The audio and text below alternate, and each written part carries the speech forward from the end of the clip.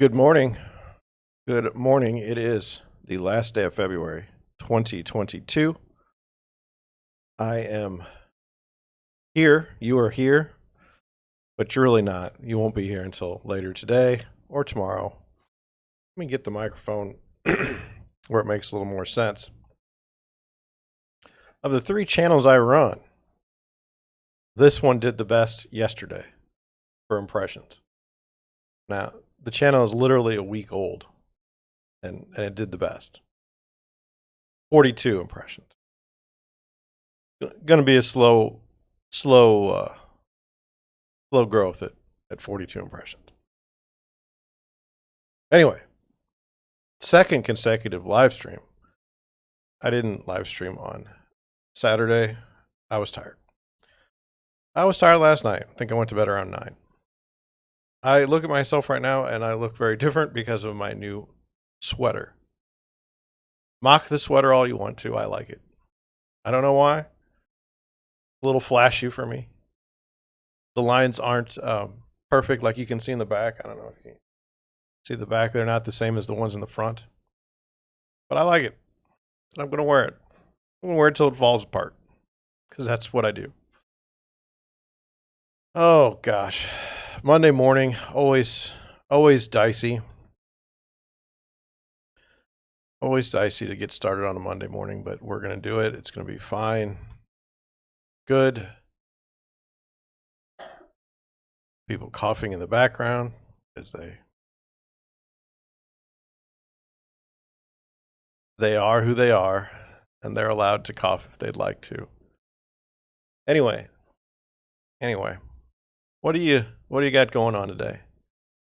I have to catch up on showings that didn't happen yesterday. Kind of had a weird thing happen where I sent out an email yesterday to two of my buyers, like, here are two of the houses that you probably should look at. This would be good if you went and looked at these. And they didn't go look. It's like, I'm trying. I don't, like, you should just look. Maybe they looked at it online. I don't know. I didn't hear back from them. I guess I shouldn't judge. Haven't heard back, so I don't know.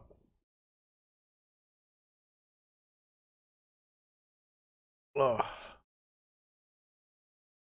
little disappointed with the live stream statistics. A little disappointed with the statistics overall. You know, I'm sure this is going to kill me with YouTube. If YouTube wants to make you a star, okay, they will. It's like this, right? Like that. They can put one video out, and just putting it on a page will get you so many views. It's unbelievable. And so, that one video I did on condos just took off, and everything was great. Now we're back to nothing. I have to do a podcast today. I don't know what I'm going to do about. I need to look into stuff. But it's fascinating. I think about all the things in my life where I've worked like really hard on them and spent a lot of time and put in a lot of effort and made, risks, took chances, and how many of them have actually paid off. And it's not a high number. Actually, I can't think of one thing that's actually paid off that I've made an effort on. I'm 44. It's like, God. And you say, well, with that attitude, you're not going to. No, look, I keep trying. I haven't given up. But, man, it's tough. It's tough. I was somewhere on Saturday, and they're like, I know you got a podstream. I know you got a podcast. I'm like, yeah, I podcast to 3 people a day. And even that's charitable. 3. I have a family, they don't watch any of my stuff, which maybe it's a good thing. I don't know. It's just bizarre to me, the whole thing.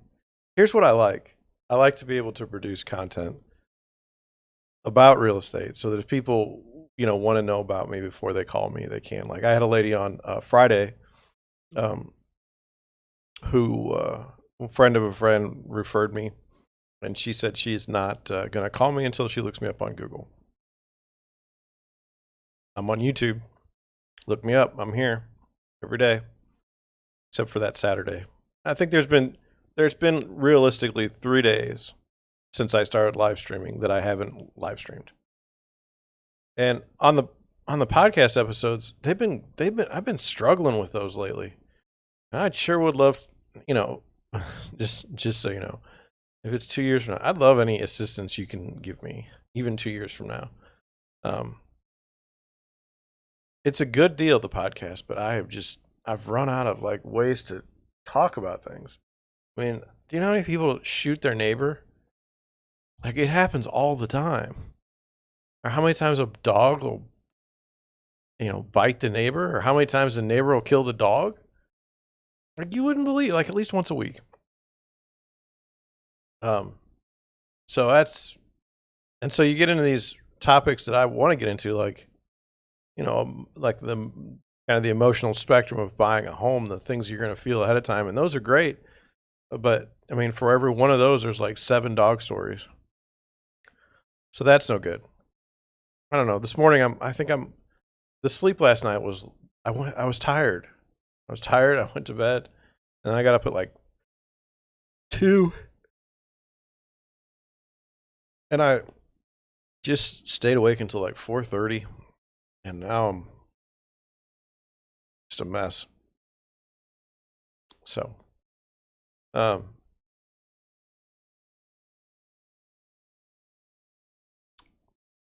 anyway, it's best not to, it's best not to check your Google stats or your YouTube stats right before you go on the air. That's what I've learned. That's today's lesson. Even like, here's where I'm at is, even if they were good, like, I'd be upset with them. That's just kind of who I am. But this weekend was bad for YouTube and me. So anyway, you know how you have to get into the flow of the show? Well, maybe you don't, but I do. I have to get in the flow. And right now I'm just dying. Not doing well with the flow of the show. Will it get better? Yes. Yes, it always does. Are things going wrong this morning? No, I'm able to broadcast, so that's okay. Really want a graphics card now, and I really want to fix my computer to get some specs to where I can, do some of this stuff. It's frustrating. The clips channel I haven't been able to get to it in like 4 days, and the reason why is because every time I have to do a clip, it takes like computing time, and by the time I get done with the computing time, we're on to the next thing. I think what I'm gonna do is this.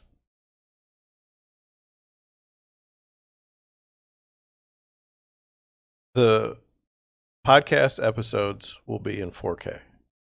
Okay. That takes an hour. In fact, I don't even know that I should do that right now. People are not watching me because they see me in 4K. That's not why they're coming to my channel. They're not saying, "Oh, well, this is a 4K version and this is a 720p version, so we're just going to go there." So I think as of today, and then, okay, here we go. I mean, let's think this through, which is what I've always wanted to do in the live stream. I've always wanted. Now, the only thing that's missing is you in the chat. Okay, now here we go.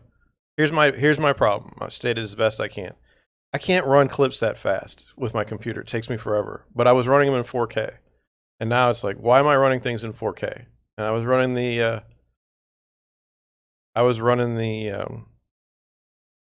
podcast in 4K. Why am I running that in 4K?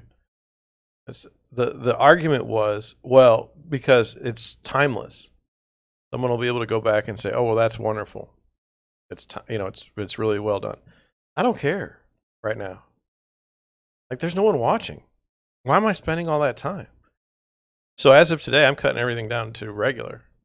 There's no boost that I get for being on 4K. YouTube doesn't say, "Oh, well, this is a 4K video versus a video that's not 4K. We'll use this one." There's nothing like that. And with my computer resources where they're at, I mean, to buy a graphics card or to buy a computer right now is absolute desperation, and I'm not going to do it. I'm not going to do it. You say, well, it's going to penalize you. How's it going to penalize me? There's no one watching. So what did we do just now? And this is how things have gone for me. We make a snap decision. I've made a snap decision. I'm not doing 4K anymore. It takes too much resource, takes too much time, and I don't get anywhere. And when you go to Odyssey and look at my videos from there, I have to do those on Handbrake. Handbrake, I think it's called. I don't know. Anyway, I have to redo those videos too. And those videos look great in there at 720. So my fear, I'll confess, my fear comes from the fact that I grew up during the 90s. We had an antenna, then we had cable. But literally, I can remember when I was a kid, you'd had to adjust the antennas. And like Channel 5 was going to come in kind of cloudy. People take for granted how far we've come with certain technologies in such a short period of time, relatively, in my lifetime. I mean, it's really something. Now, we were promised a whole lot more. We were promised flying cars. We were promised, in Star Trek: The Next Generation, they have that thing that, you can get any food you want to. It just goes ahead and makes it for you. I'd like that. I'd like to sit there and just order stuff. I'd actually just pile it up around the replicator or whatever. I would just pile it up around my room with stuff, whatever I wanted, like any food, and then I'd throw it away. Because the idea is, like, I could have a milkshake if I wanted, a chocolate milkshake. I could have a pizza. I could have a Coke. I could have a Dr. Pepper. I could have anything I wanted. I mean, a steak? Oh, can you imagine? And apologies to the vegans and vegetarians. I'm not. I'm just who I am. Sorry if it's not okay. But yeah, that would be good. Replicator. And then they had that 3D, space where you were totally immersed in a different place, and that'd be cool too. I don't know if the metaverse is ever going to make it like that. I'd go in, like if they made it like the thing on Star Trek, I'd do it. I'd go in. That'd be fun. But it's going to take a while, I think, between where we're at in the metaverse and that. I don't know. Put it in the comments. Chat with me. So we know that Saturday was terrible. It was just a bad day. Definitely bad. We know that was bad. And then we know that Sunday, the showings didn't happen, which was not good. So what did I do? I went on a road trip with my wife because she's fun to go with. It's a good time. It's tough. Like, as a real estate agent, there are times when you got to work at times where you don't want to, and it's all the time. It's all the time. It's like every weekend you need to be available, every evening you need to be available, and when you take off time, it's because you couldn't do something work related. But we had a wonderful time, and I took video of it. And as you know, I like to go on road trips, and I like to go to springs or mills. It's just what I like to do. I wouldn't. We were talking about this with the kids last night. They happened to be home when we got back. We ate together. They're like, "Why did you go to those places?" Well, number one, it doesn't cost anything. Like, cheap. It costs you gas and time. I was like, I can't watch TikTok all day. It's just kind of weird. And I think they understood it from that. It's the same reason why I tend to like to cut the grass and garden.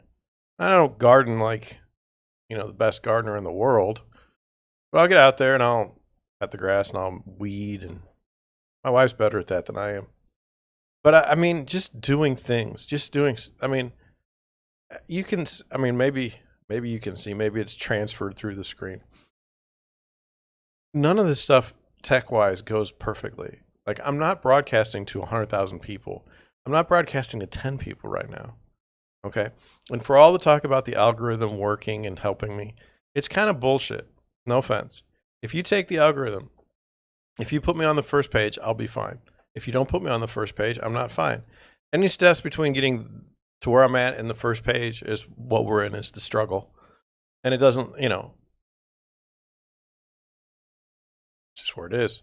But anyway, so much fail daily. I mean, you know that I was looking forward to last weekend for showing houses and it just blew up. So there's so much fail.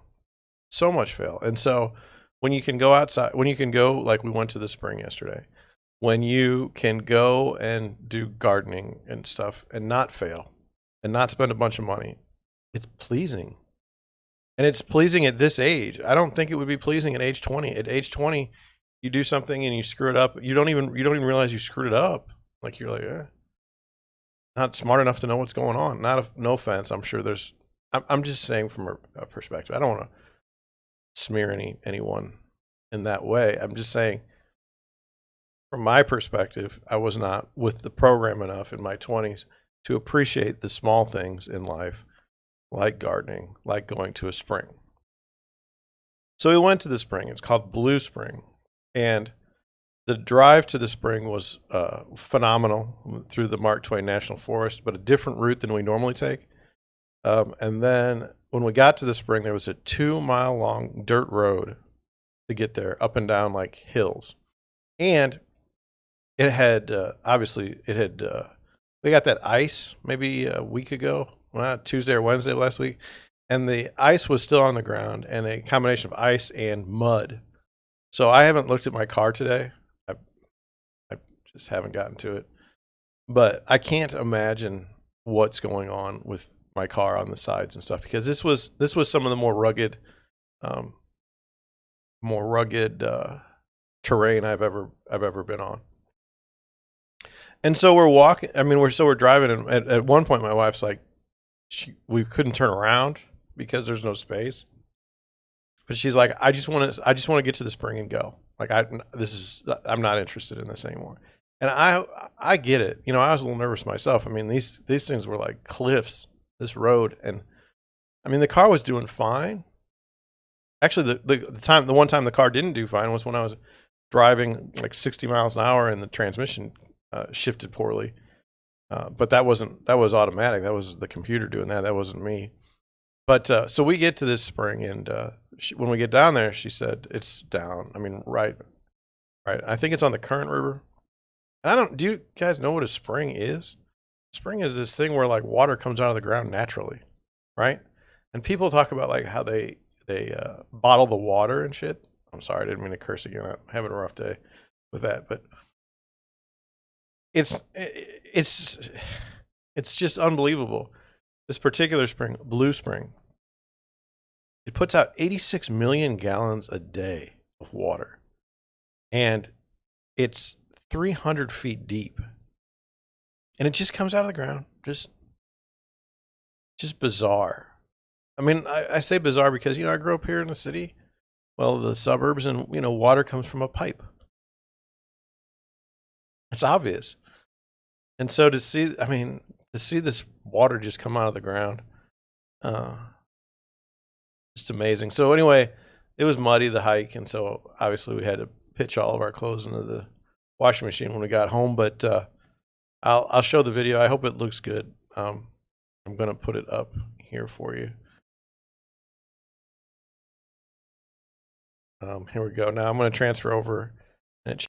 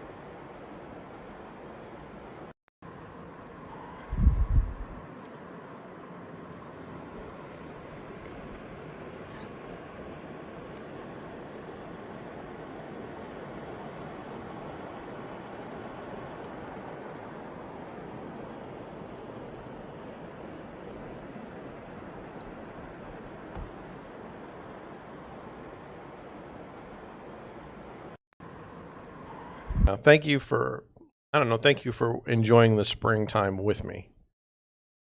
I appreciate it. So let's get into some stuff today. We'll just do it. Just get it done, right? Okay, so here's the first thing that I want you to see. So here's Google search trends today. And yesterday I didn't even do one because it was just, I was getting sick of it. They just didn't have any topics. And again, today we're in the same spot. So it's Monday. Okay, so far today, we got the Lakers. I don't care about that. This is from today. The Philadelphia 76ers don't care. I don't even care about pro basketball. And then Lukashenko, who's in Belarus, I believe. So I don't care about that. Then for yesterday, the top search, 500,000 searches in the United States, Liverpool, soccer, Pokemon, number 2. I don't care about Pokemon. The Screen Actors Guild Awards. I could care less about the Screen Actors Guild Awards. Euphoria Season 3. Don't know anything about it. Warriors. That's a basketball game. I don't care. American Idol. Don't care about that. And it says American Idol, Aretha Franklin's granddaughter, Grace Franklin. Don't care. Like, I hope she's good on her own, and I hope she's not being promoted, nor do I hope she's being scrutinized due to her grandmother, because that would be wrong. Sixers, that's the 76ers, don't care. Barcelona versus Athletic Club, don't even know what Athletic Club is. 1983 season 2. I'm not doing well with that because I don't have that channel to watch it. NASCAR race today, don't care about NASCAR.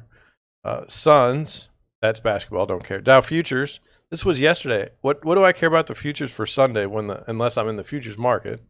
Then it says Steven Seagal, Joe Rogan mocked for sharing fake news report about Steve. The picking on Joe Rogan is so bizarre to me. Peaky Blinders season 6. I watched up to season 4, I believe.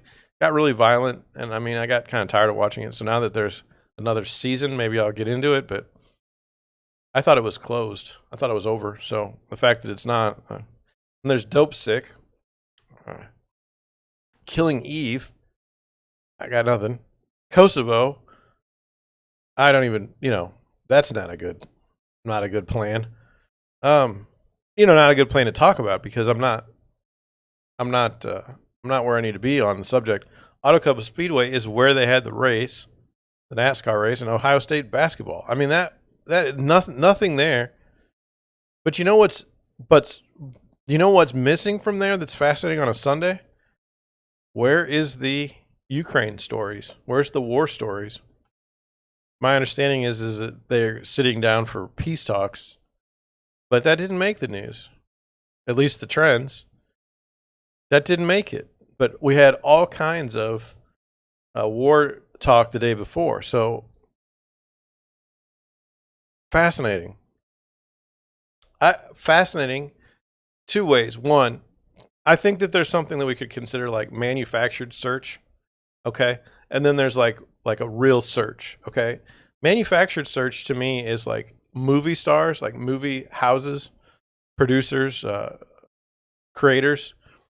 Their ability of that industry to generate buzz for social media is I don't think there's anything any better. And then so there's that, and then there's sports, which I don't think is manufactured. Sports I think is native. People will search for sporting news. So that's kind of fascinating. But the war to me, based on this, is a manufactured search. The news media going over and over, like spinning on itself to produce stories for the war, is manufactured search to me, because they make it so outlandish. I'll be honest with you, just me, and I don't have really any views on this war in Ukraine. Okay, I don't know enough, and I'll just tell you why I don't know enough. I've seen 5 different stories on the president of Ukraine. 3 of them have said he's the greatest leader ever. 2 of them says he's the worst leader ever. Okay, how am I supposed to know between those 2 things? Okay, then you get into the history of Ukraine. Okay, that's dicey. And what I mean by dicey is the perception of history is written by those who win. Okay, so I don't know who won in Ukraine as far as over the last 100 years. Okay, I don't know, but I will say this. You know, in the United States, there has been some people that have profited off of Ukraine since at least 2014, and this is undeniable. And none of those stories seem to be up in the hopper. And why is that? Who's involved in Ukraine for the past, I don't know, since 2014? I'll throw out a name. He's dead, so I don't think he's going to come at me. John McCain.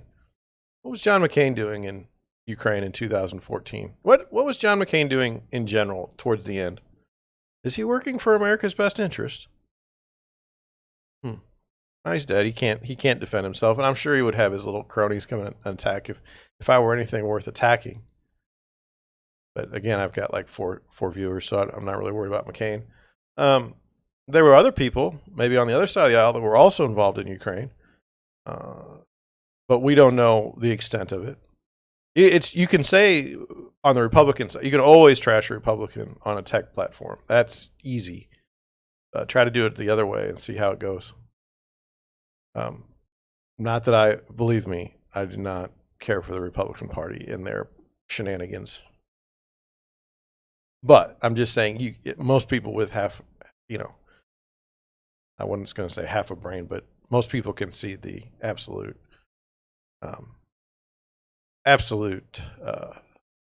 one-sidedness on tech.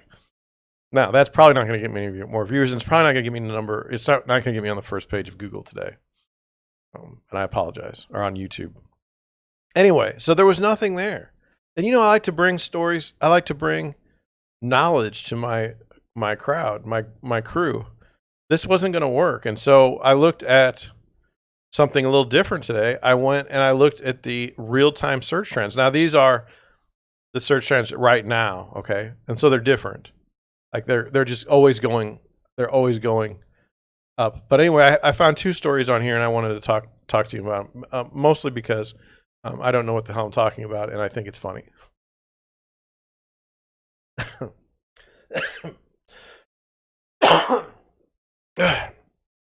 So as you know, I love to do news that I don't understand or that I think it's just kind of beyond me. So let's go to do that now. The first story, it says Saturn. This is from moviesonline.ca, so I'm guessing Canada. And it was written on the 28th, so like yesterday or something. Or actually, it's today, I'm sorry. It says Saturn has unusual aurora borealis. They are motivated by something other than what is on Earth. So I don't know what that means. It's good to know people's motivation. The aurora borealis form on Earth when charged particles form from the sun collide with our planet's atmosphere. Oh, that's what it is. Let's do that again. The aurora borealis form on Earth when charged particles from the sun collide with our planet's atmosphere. Okay. All right. By comparison, at Jupiter and Saturn, the charged particles driving this phenomenon come from volcanic eruptions on their neighboring moons. Well, let's read that again. It was a little high for me. By comparison, at Jupiter and Saturn, the charged particles driving this phenomenon come from volcanic eruptions on their neighboring moons. Huh. Okay, then it says, meanwhile, something unusual was observed on the second of these planets. Does Saturn, extremely borealis, driven by atmospheric winds generated by the planet itself?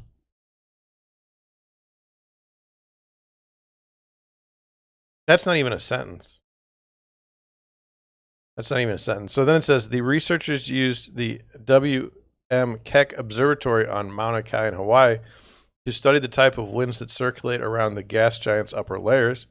The near-infrared spectrometer allows the determination of currents.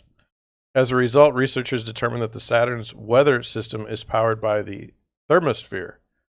On the other hand, the winds in the ionosphere are responsible for generating the bright aurora. Importantly, these winds are to some extent responsible for the changing rotation of the massive planet.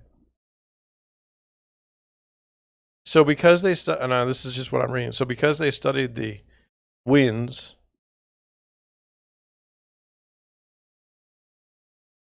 the aurora borealis there is driven by the planet itself versus the where the sun in Earth creates the aurora borealis. And because of that, they learned that the wind from the atmospheric, the winds are generated by the planet. The winds from the, okay, so as a result, the winds from the planet that are generated are responsible for generating the aurora borealis on the planet, which is different than the ones from the sun and different than the, it was thought that they were from volcanic eruptions on other moons. And this is me getting in there. So it says, importantly, these winds are to some extent responsible for the changing rotation of a massive planet. Research is important not only for the worlds of the solar system. Scientists say this could change the way we understand the aurora borealis outer planets that revolve around other stars. I got nothing. I just wanted to bring that to you because I know, like, you're sitting at work right now and you're like, you know, I got to get this done by noon. My boss is on my behind. I really need to get this done. You know, I got to do this. I got to do that. And then I'm reading about Saturn, and it's a bad article because it's not got complete sentences in it. And I'm telling you about how the aurora borealis is formed on Saturn, because that's where you want to be today. Right now, you know, right? I don't know. I think it's kind of funny. The one thing I got to do though is when I pull the news article from the Google search trends, I'm going to have to pull one that's like not this. I believe was rewritten. I don't think this is the original article. Next, this is one of my favorite things, and I got to keep. Now I'm running behind. I'll tell you what. When I started, you were all here. When I started, I could not say a word. Everything I said was a struggle, like everything. And maybe you can't tell, but I could tell. I tried to confess it to you as I was speaking and saying, like, we got to get into a flow, and it just wasn't happening. And now, here we go. It's fine. 36 minutes in. But what took so long? What took so long? Anyway, do you guys like daylight savings time? I don't. I think it's the worst thing ever. And 2 times a year we get to complain about it, in my opinion. The reasons for daylight savings time, is my understanding, is you get more light. That's my understanding. But I don't want more light. I don't care. When I show houses at 5 o'clock and it's dark, it doesn't help me, no matter what. So I don't, and they said it's for farmers. Well, believe me, I love farmers in the United States, but I don't think we're operating on that schedule anymore as far as the rest of us. So I would do away with it immediately. Now I have major props because there are 2 places, I think it's Hawaii and I think it's Arizona, that do not celebrate or do not deal with daylight savings time. And to them, I would just say, you know, congratulations. You've got it figured out. I hate daylight savings time. I wish it would stop. My body doesn't respond well to it. Now, you could say, John, last night it had nothing to do with daylight savings time. You couldn't sleep in the middle of the night. I say, well, that's true. That's true. But the perception is, like, those first little while when it's confusing. I get confused. I don't know. Somehow I feel like I know, given where the sun is, you know, like if it's an hour different than what I thought it was, it's kind of weird. I don't know. Trying to explain something. I don't know if it works. So I don't know where I picked this up, and it's a little early. It's the 13th of March. It says, get ready for longer days and shorter nights. No. As we inch towards spring, it's almost time to change those clocks again.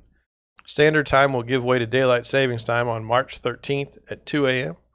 In just about every state in the U.S., Hawaii and most of Arizona don't honor the biennial clock change and therefore will get to stay on current time.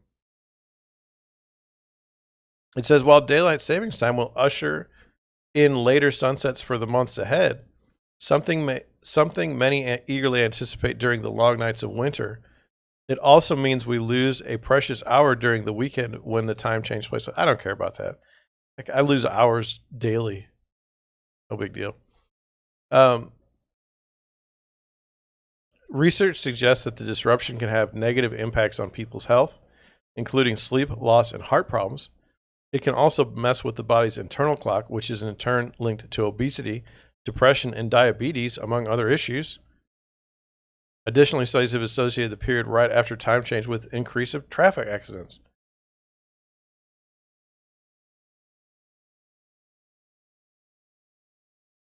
Over a dozen states have moved to enact year-round daylight savings time, with measures being approved either by legislation or ballot measures. But without congressional action, states can't simply move to daylight saving times due to the Uniform Time Act approved in 1966. Under the legislation, states are only permitted to remain in standard time all year if they choose. So you could only be in standard time, you couldn't be in daylight savings time. Currently, there are bills looking to change that in the U.S. House of Representatives and the Senate, but both have languished in committees for months. So unless something changes, most of the U.S. will fall back into standard time again at 2 a.m. on November. Now, you tell me why the Senate and House can't get together and get this done. Is there really a lobby out there that says, oh, we need to keep 2 times every year? And if there is, shouldn't they just be murdered? I mean, seriously. That's what I hate about our government. It moves very, very slowly, except when they can virtue signal. And then as soon as you can virtue signal about something, they're all over it. I mean, we can pass a bill in a day if it's about virtue signaling. And then it's about both sides. Don't want to make sure that you understand I'm not just picking on one group. Both groups can pass a bill tomorrow if it's about virtue signaling. The rest of the time, they can't do anything. They can't even show up to vote.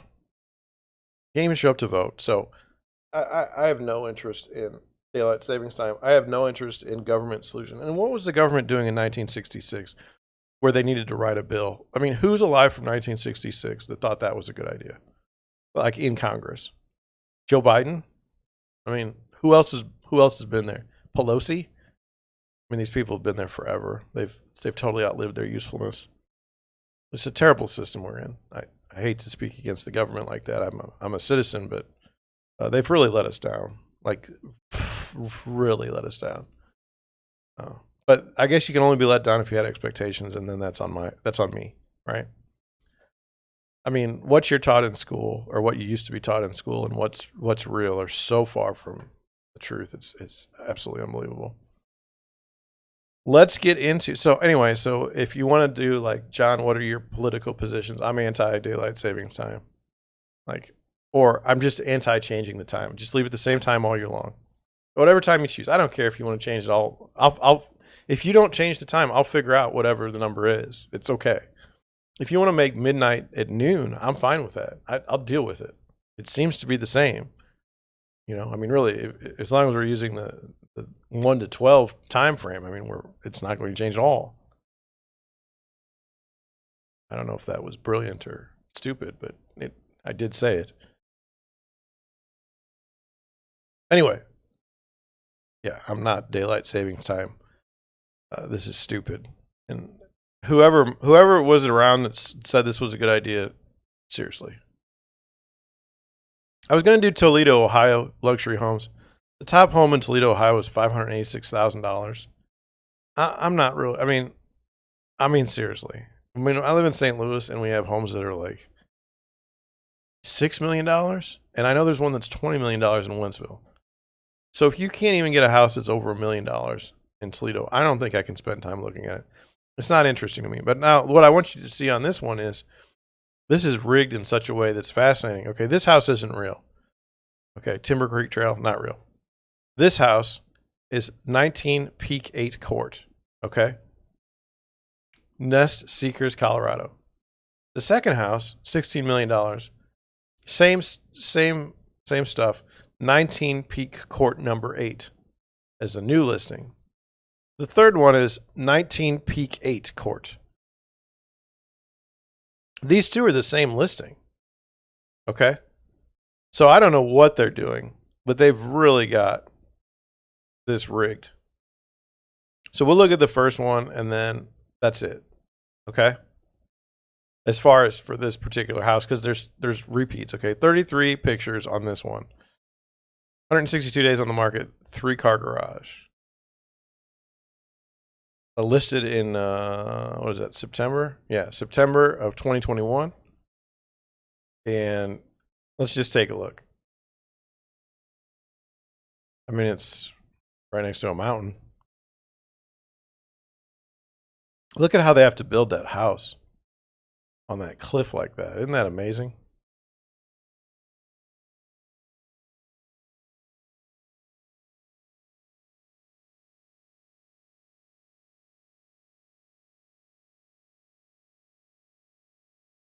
I like this. I wonder, like, this is just me. I think this is really cute. And I wonder if my wife would be interested in something like that. I don't know. I might send her a picture or just refer to the video later, but they have a ladder for the cabinets. That's very interesting.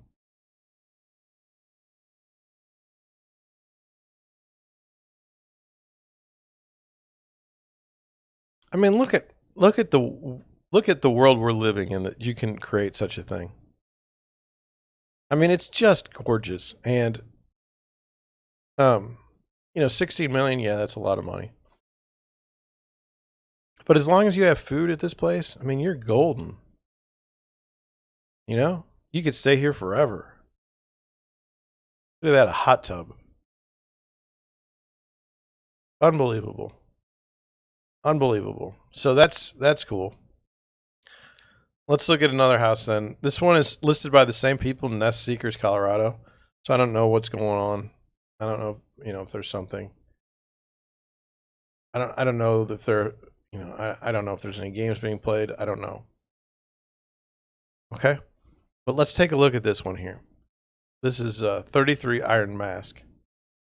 3-car garage, been on the market 3 days. It says it has multiple listings.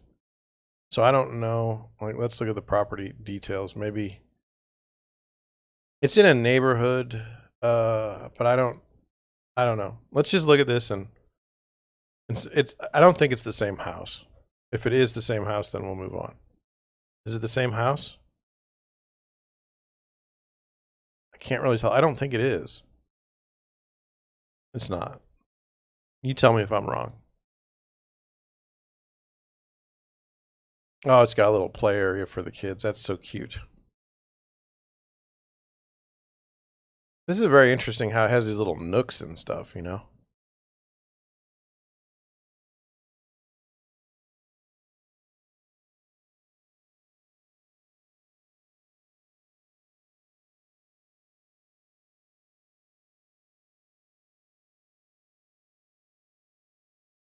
I mean, 15 million is a bit much for me. But this is really cool. I mean, it's really nice. That's all I can say. It's nice. So there's the next one. And then one more we'll look at. One that's not, let's do one that's not related to Nest Seekers. This is Silver Sims and Frampton Real Estate. 457 Timber Trail. That's the address. 201 days in the market, built in 2008. 3-car garage. Been listed since 2021. Quite a 16 million. It's down to 14 million. So that's nice.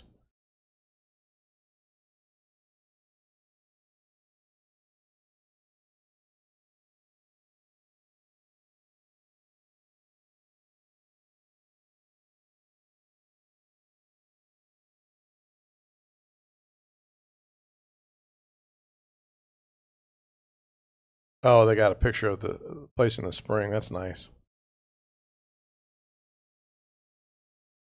It's a cool house, right?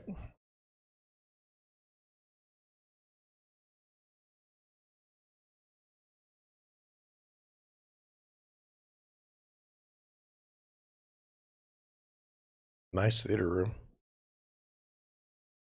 Is that an elevator? I don't know. Can't tell.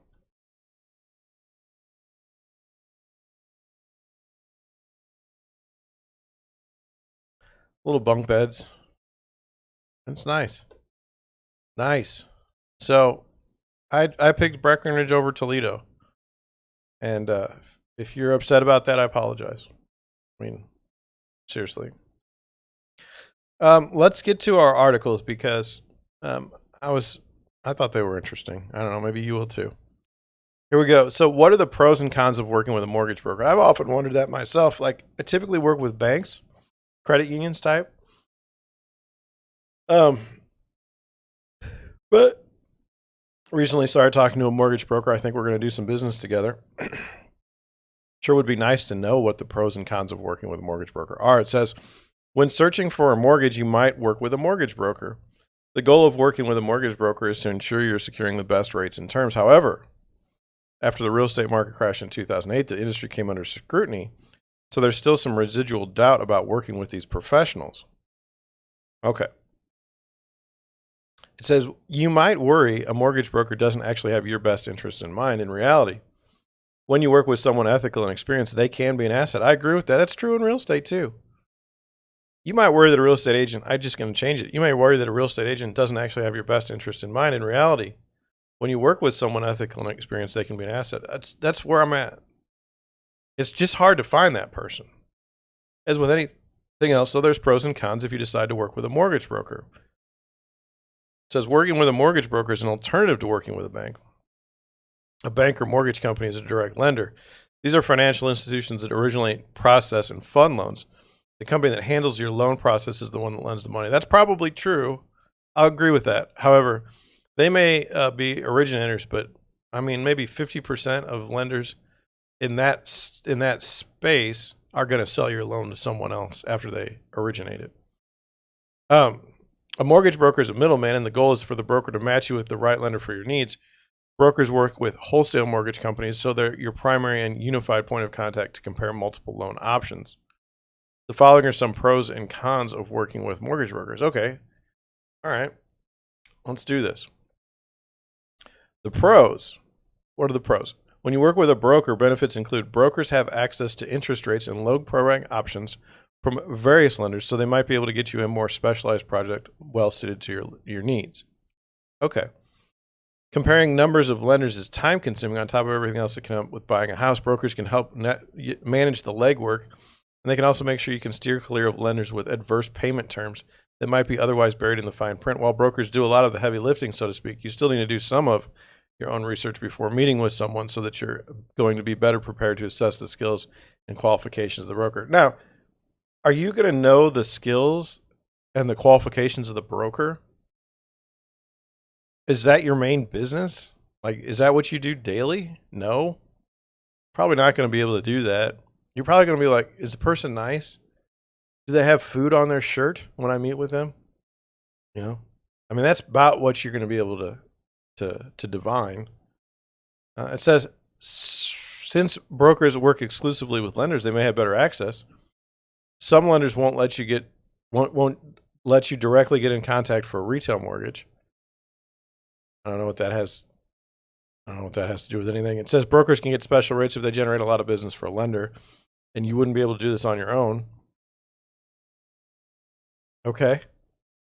Brokers might be able to manage the fees. There are a lot of fees that come with getting a mortgage, including application, origination, and appraisal fees. A mortgage broker might be able to negotiate with lenders to waive some or all of these, which can end up saving thousands of dollars. Well, that's why you would use a mortgage broker. But how are you going to know that you're getting a better, like, that's the thing. Let's just do the basic philosophy of the mortgage lender. Okay. Look, I want to pay the least amount of money. That's my goal as a buyer. Okay. So if I see one where the interest rate is a quarter point lower than another for interest rate, well, that's got to be the best one, right? Well, what if the one with the lower rate has higher upfront fees? If they have higher upfront fees, then all of a sudden, now I'm paying more, but I just don't realize it because it's upfront. It's a shell game, and it's probably not one that you're going to be able to play very well. So I just wanted to point that out. You really don't know. Like if you were working with two different, like USA Mortgage in St. Louis is probably the biggest broker. I wouldn't know. I don't know who the biggest lender would be in St. Louis other than like USA Mortgage. I don't even know.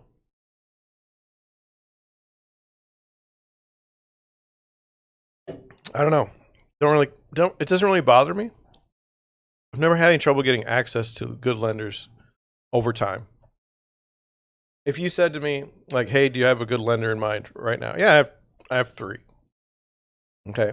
Now, will they always be that 3? Well, they've been that 3 for a long time. But, people move. Sometimes it's not profitable for banks to be in mortgages, so they kind of don't support their lenders. They're people on the front lines, and so then those people get hung out to dry. They normally move. So you just never know with the times. But I have a list of people I'll work with that I trust to get something done. That's kind of my big deal is can I get access to get something done? When I work with people I don't know that are lenders, I don't know if I can trust them. That's problematic for me. It's maybe my buyers have no idea. They're like everyone else, where they're like, well, I just want the lowest rate. I don't blame them. I want the combination of the lowest rate and you can close the loan because you said you could.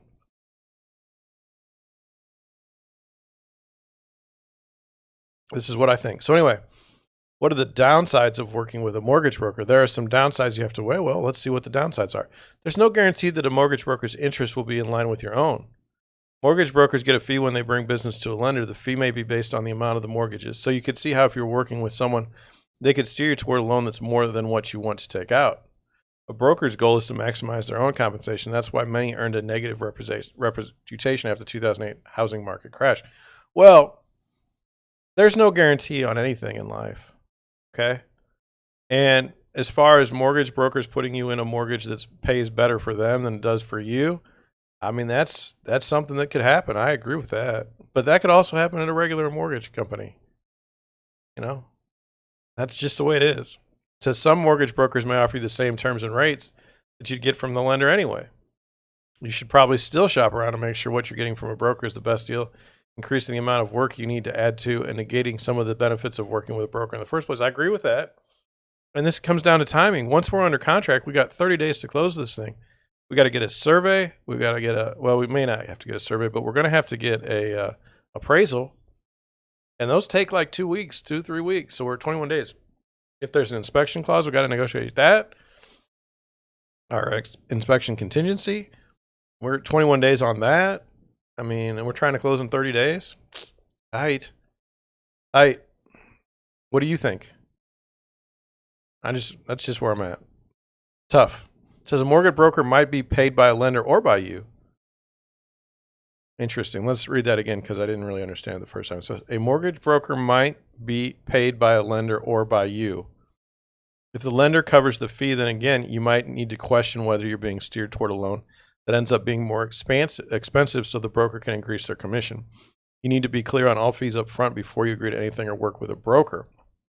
For some buyers, particularly since you have access to online comparison tools, a broker might not be worth it as you secure a mortgage. Well, the teaser rates that people put on mortgages online versus what you actually get.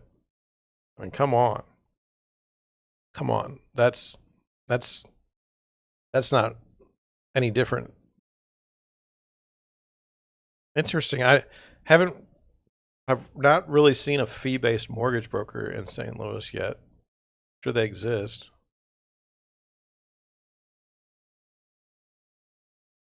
Be interesting. See how that worked. What do you think? All right. Well, that was that article. So our mortgage broker and a lender are the same thing. Well, they lend money. How they do that is, up to them. I don't know. I just thought it was an interesting article. Does this sway me to want to use a mortgage broker more than a regular traditional lender? No, but it doesn't keep me from using one either. I think you have to have a lot of different. I think it matters. I think the people matter more than anything else, and I think that it's very hard to determine if the person is really is someone you want to work with over time. On the real estate agent side, I mean, the mortgage lenders that I work with, I feel confident that they offer low rates and do a good job based on other lenders that I've seen in town at the same time. So if you work with me, are you going to get the best mortgage lender? I don't know if I'm going to get the best. You get a pretty good person, I think. Someone you can talk to and someone who can work on your behalf. Let's go to the next article. I thought this was fascinating. It's from Realtor Magazine. So, industry publication. It says real estate agent most Googled job search term. Well, that's not good. That's not good, but let's see. It says the pandemic fueled trend of the great resignation has prompted a lot of people to leave their current jobs in search of new roles. For many people, that may very well be real estate. Google revealed the search trends of the jobs attracting the most attention on its search engine. The list identifies top jobs people search for in the U.S. The industry has seen a rising number drawn to a real estate career since the pandemic began. The National Association of Realtors has seen its membership climb from about 1.4 million to about 1.52 million in January of 2022, according to the latest member data. So in Missouri, the state, 23,000 more agents this year than there were last year. Now, are all those agents going to be full-time agents? No. Are all of them going to be in St. Louis? No. I suspect it's going to be pretty much proportionally. So maybe there's a third. Maybe there's, 4,000 or 5,000 new agents in St. Louis in 1 year. And it's been increasing every year for like the last couple of years. Very hard to do deals now, if you're me. Very hard. I'm not big enough to pay for all kinds of leads and to nurture those leads. And so I'm not in a good spot. And those companies that do pay for leads are going to have to pay more for those leads because we know that Zillow, we talked about yesterday, is raising their fees. And there's only so many fish in the pond. And by fish in the pond, I mean there's only so many buyers and sellers. So it's tough. Now, no one's ever going to shed a tear for a real estate agent that eats it because they eat it all the time, even in good markets. And I say in good markets, a good market for a real estate agent is not necessarily a good market for like a buyer or seller. But whatever. Here are the top 10 jobs most searched for online in the U.S. I was kind of interested in that. So real estate agent. Okay, do you want to be a real estate agent or flight attendant? Kind of weird. Notary. I don't think that's a fulfilling career, a notary. I'm not, if I'm wrong, I apologize. It just doesn't seem like you can make a lot of money doing that. Therapist, pilot.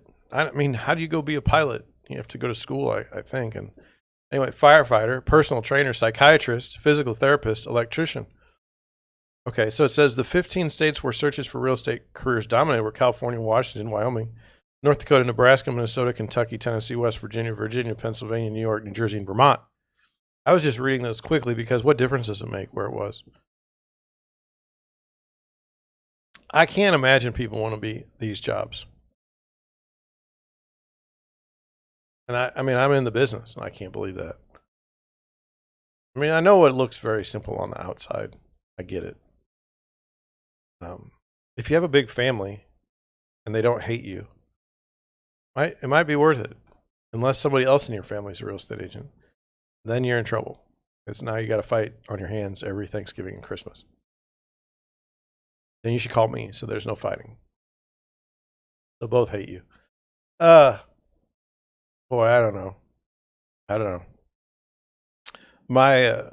I saw my family this weekend, all of us together for the first time in a while. And, I've been showing a lot of houses lately, no contracts, just showing houses. And my dad did mention that, hey, showed an awful lot of houses for no sales. I'm like, yeah, it's kind of the market. And I don't you think that I'm being a tour guide for people? I'm not. It's just the way it is. Just the way it is in the market right now for me. Maybe it'll change. Maybe it won't. I feel like I'm lifer. I feel like I'm kind of a lifer. I feel like this is where I have to be. I don't know why. So anyway, I think I'm going to cut it there. I've got plenty of other articles for tomorrow. I think tomorrow at 9 will be perfectly fine. The week is scary for me because I have a lot of houses that are coming soon status that my buyers want to see. And I don't know that I've put them all on the calendar because they just all came at me at once. I really do have a lot of buyers right now. So it's kind of tough to negotiate the space, but we'll figure something out. With that, I'm going to head out. Thank you for watching. I do appreciate it. And I will catch you tomorrow, 9 o'clock